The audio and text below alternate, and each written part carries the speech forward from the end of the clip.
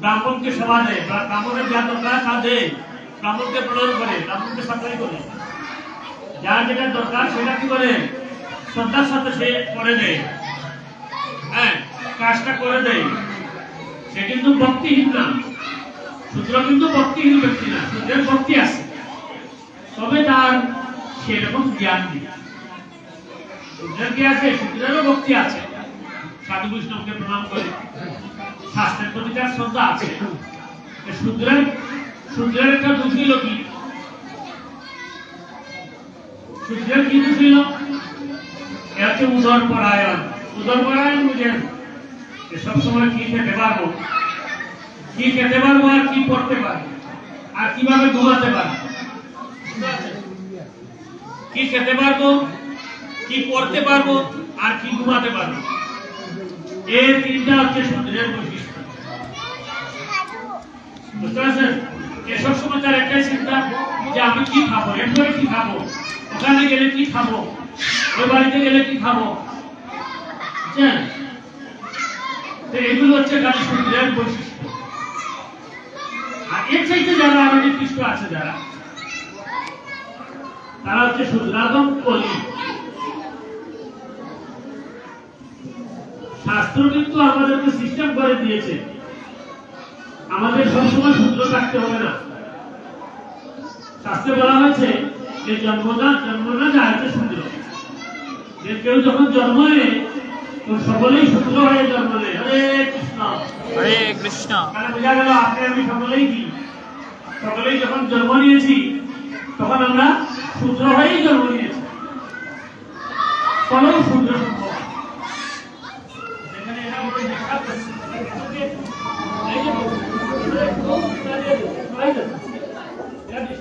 আমাদের উদ্দেশ্য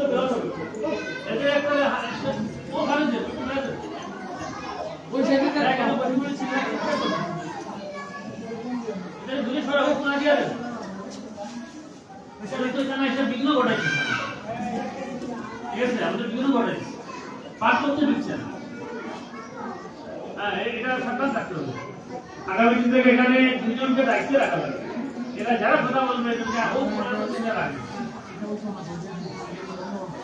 ঠিক আছে। দূর দূরান্ত থেকে ভক্তরা এখানে এসেছেন কিছু শোনার জন্য, শ্রবণ করার জন্য।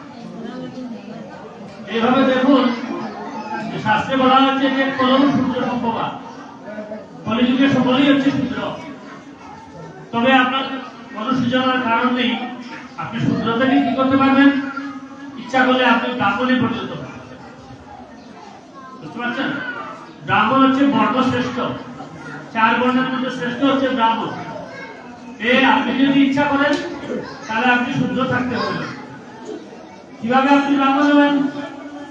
স্কুলে পড়াশোনা করলে ব্রাহ্মণ হতে পারবেন, কলেজে ইউনিভার্সিটিতে পড়াশোনা করলে ব্রাহ্মণ হতে পারবেন না।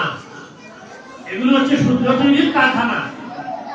সেই যদি শূদ্র হতে চান ওখানে ভর্তি হয়ে যান, কোন না কোন স্কুলে গিয়ে ভর্তি হয়ে যান, নাইলে কলেজে নাইলে ইউনিভার্সিটিতে, আপনি শূদ্র হয়ে বের হয়ে আসবেন। আপনি বলতে পারেন যে না আমি তো মাস্টার্স পাস করি, বাইরে এসেছি, হ্যাঁ সার্টিফিকেট নিয়ে আসছি, তাহলে আমি শূদ্র হলাম কিভাবে? কেউ যদি তার বিদ্যা লাভ করার পরে খালি আহার নিদ্রা এবং মৈথুনের শিক্ষা লাভ করে, কিভাবে খাবে, হ্যাঁ কিভাবে সন্তানাদি পরিপালন করবে, কিভাবে আয় রোজগার করবে, খালি যদি এই বিদ্যা শিখে যদি বের হয়ে আসে তাহলে সে একটা সুযোগ।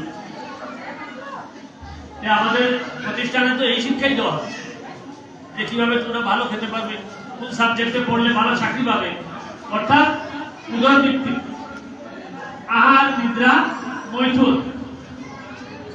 ঠিক আছে না? কিভাবে ভালো খেতে পারবো, ভালো পড়তে পারবো, ভালো ঘুমাতে পারবো, ভালো একটা বিবাহ করতে পারবো, এগুলোই তো প্রতিষ্ঠানে শিক্ষা দেওয়া হচ্ছে। ওখানে তো আত্মতত্ত্ব শিক্ষা দেওয়া হচ্ছে না, দেওয়া হচ্ছে নাকি? এক সময় দেওয়া হতো, এক সময় পড়ালেখা ছিল গুরুকুলে, গুরুদেবের বাড়িতে গিয়ে শিক্ষা দীক্ষা করত। গুরুদেব ছিলেন একজন শুদ্ধ ভক্ত ব্রাহ্মণ, তিনি আত্মতত্ত্ব জ্ঞান শিক্ষা দিতেন। এখন তো সেটা হয় না। এখন আপনি এগুলা থেকে পড়ে কেউ ব্রাহ্মণ হতে পারবে না। এগুলো পড়ার দরকার আছে জীবন চালাইতে গেলে, বাট এখানে আপনি শূদ্র হয়ে বের হয়ে আসতে পারেন, খাওয়া পড়ার শিক্ষা লাভ করে আসতে পারেন। হ্যাঁ, এই জড়জগতের বন্ধন থেকে মুক্তির শিক্ষা আপনি লাভ করতে পারবেন।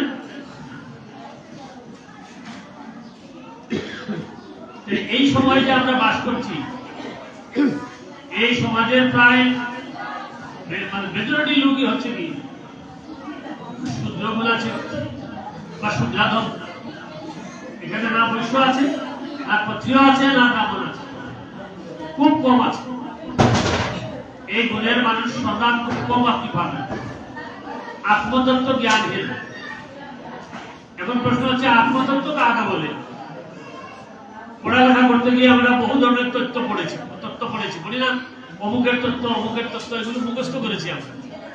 এটা কোনোটাই কিন্তু আত্মতত্ত্ব নয়। এই জ্ঞানকে আত্মতত্ত্ব জ্ঞান বলে না। ভাগবতে বলা হয়েছে যে অথাতো ব্রহ্ম জিজ্ঞাসা। আত্মতত্ত্ব জ্ঞানকে কি বলে? অথাতো ব্রহ্ম জিজ্ঞাসা, আত্মজিজ্ঞাসা,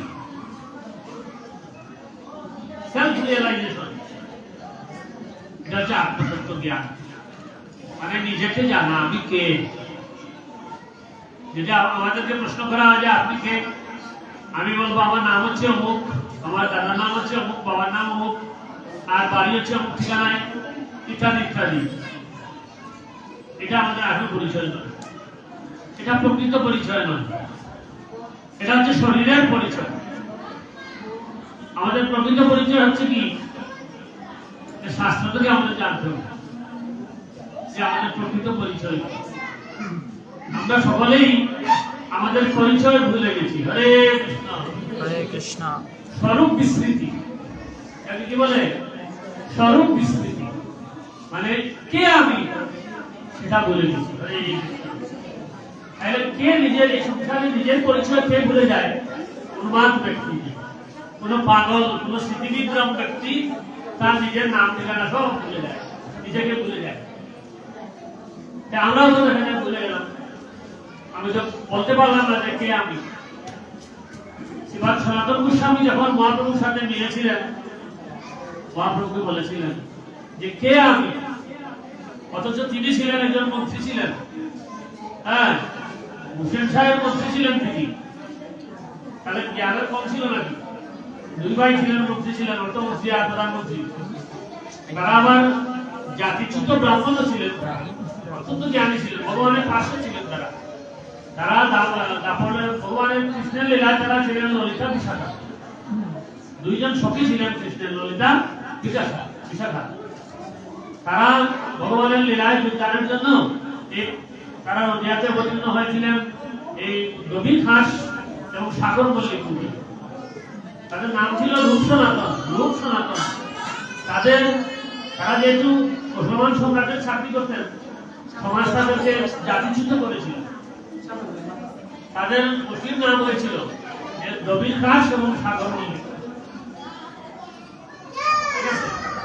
তখন তারা যখন দুই ভাই জানলেন যে পৃথিবীতে ভগবান আবির্ভূত হয়েছেন মহাপ্রভু রূপে, সচিমায়ের পুত্র রূপে, দুই ভাই পলায়ন করে, মন্ত্রিত্ব ছেড়ে দিয়ে পলায়ন করে গিয়ে মহাপ্রভুর সাথে যুক্ত হলেন। সনাতন গোস্বামী গিয়ে মহাপ্রভুকে প্রশ্ন করেছিলেন যে কে আমি। আমরা কি কেউ প্রশ্ন করবো নাকি? আমরা কি কেউ বলবো যে কে আমি? আমরা কি এত বুকানি? আমাদের কত জ্ঞান বুদ্ধি আছে, আমরা কি বলবো যে কে আমি? এটা বলবো না। এটা হচ্ছে আমাদের অহংকার, এটা আমাদের মূলতা। কিন্তু সনাতন গোস্বামী গিয়া বলছিলেন মহাপ্রভুকে যে কে আমি, কেনে মরে যারে তাপত্র, যে আমি কে, আর আমি কেন চিতাব জ্বালায় জ্বলে মরছি, এই সংসারে আমি কেন চিতাব জ্বালায় দগ্ধ হচ্ছি।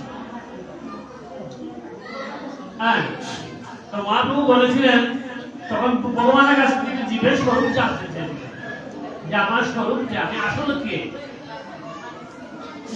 মহাপ্রভু বলেছিলেন যে জীবের স্বরূপ হয় কৃষ্ণের নিত্য দাস। জীবের স্বরূপ হয়, বলুন, জীবের স্বরূপ হয় কৃষ্ণের নিত্য দাস। কৃষ্ণের তটস্থা শক্তি, ভেদ অভেদ প্রকাশ। আমরা জীব হচ্ছি, জীবন হচ্ছে ভগবানের নিত্যদাস। জীবের স্বরূপ হয় কৃষ্ণের নিত্যদাস। আমরা হচ্ছি ভগবান শ্রীকৃষ্ণের নিত্যদাস, পার্মানেন্ট সার্ভেন্ট। পার্মানেন্ট সার্ভেন্ট, শুধু এক জন্মের সার্ভেন্ট নয়। আমরা যখন যেখানে থাকি না কেন, যদি কুকুর হয়েও জন্মাই তাহলেও আমি ভগবানের দাস। হ্যাঁ, যখন যেখানে থাকি না কেন, যে ব্রহ্মাণ্ডে থাকি না কেন, আমার পরিচয় হচ্ছে কি, যে ভগবানের দাস। কিন্তু আমি সেটা পুরোপুরি ভুলে গেছি। ভুলে গিয়ে আমরা হয়ে গেছি মায়ার দাস। কার দাস হয়ে গেছি? মায়া দাস। আমরা জড়জগতের সাপেক্ষে পরিচয় প্রদান করি। এই পরিচয় বেশি দিন থাকবে না। আপনার শরীর বিনাশ হলেই আপনি বিনাশ হয়ে যাবেন। যাই হোক, যেহেতু আমরা কৃষ্ণের দাস, আমাদের কাজ হচ্ছে কি কৃষ্ণের সেবা করা। কয়টা বাদ ও আচ্ছা, 8টা বাজে। 1 মিনিট রাখবো, আপনারা 1 মিনিট শুনতে চান, আর 1 মিনিট করবেন, 10 মিনিটের মধ্যে শেষ করে নাকি?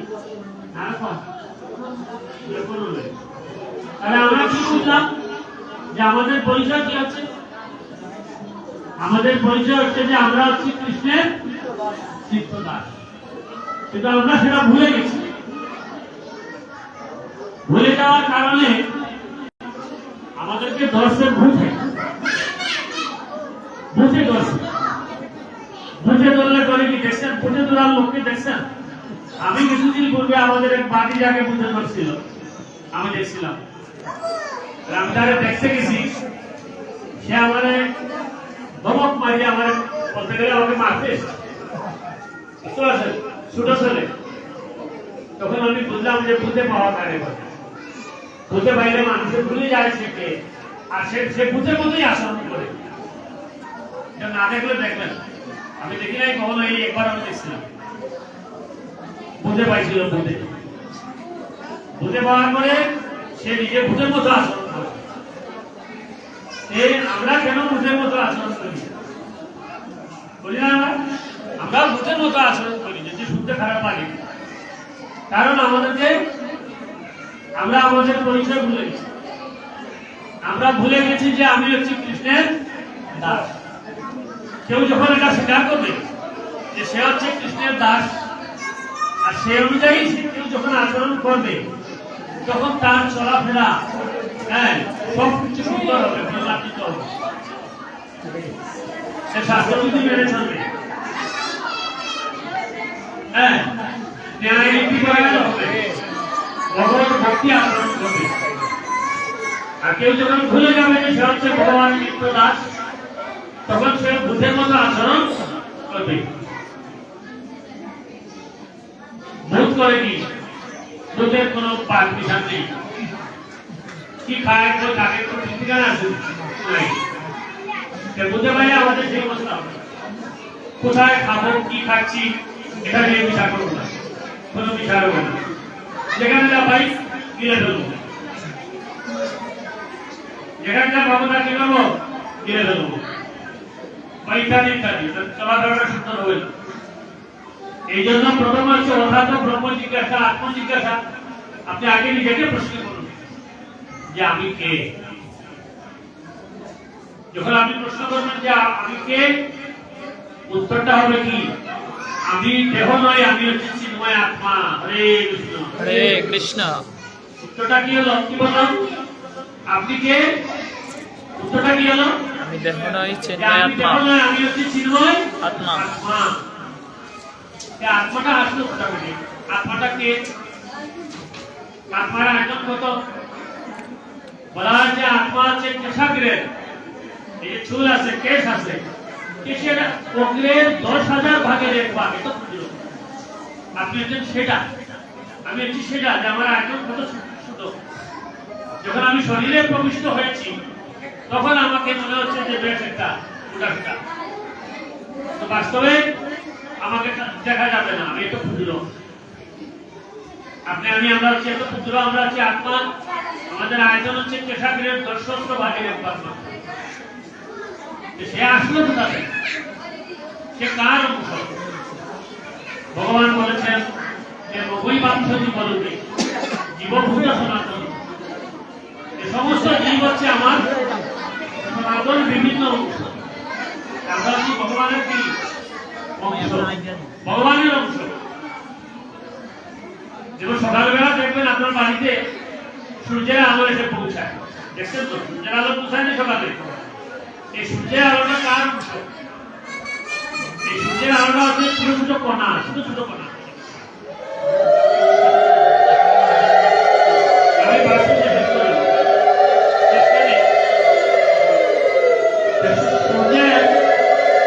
সূর্যের আলো হচ্ছে সূর্যের কণা, এই আত্মা হচ্ছে পরমাত্মার কণা।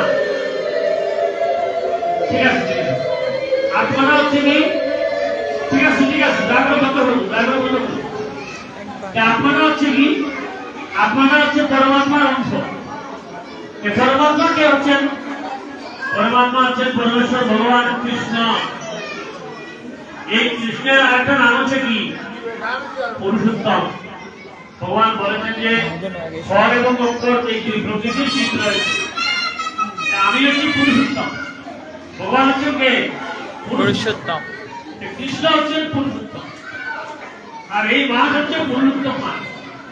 এই মাসের অন্যতম বৈশিষ্ট্য হচ্ছে কি? যে ভগবানকে দীপ দেখানো। দামোদর মাসে যেরকম দীপ দেখানো হয়, এই মাসেও দীপ দেখানো হয়। দীপ দেখানো হচ্ছে কি? অগ্নি হচ্ছেন কি? অগ্নিদেব। অগ্নি হচ্ছেন কি? কেন দেখাই আমরা? কেন দীপ দেখাই? কেন দীপ দেখানো? অগ্নির মাধ্যমে চেতনা বাহিত হয়। অগ্নির একটা বৈশিষ্ট্য হচ্ছে কি?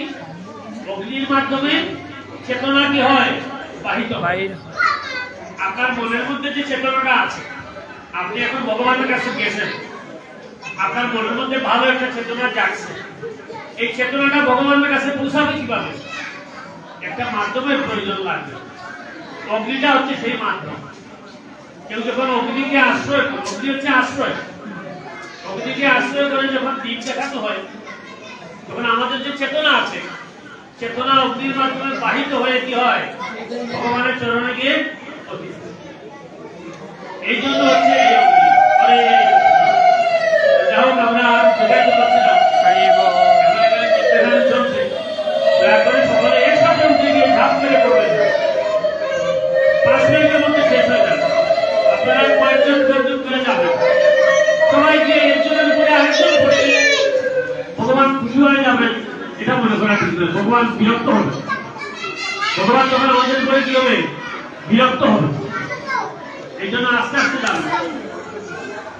5 জন 7 জন 10 জন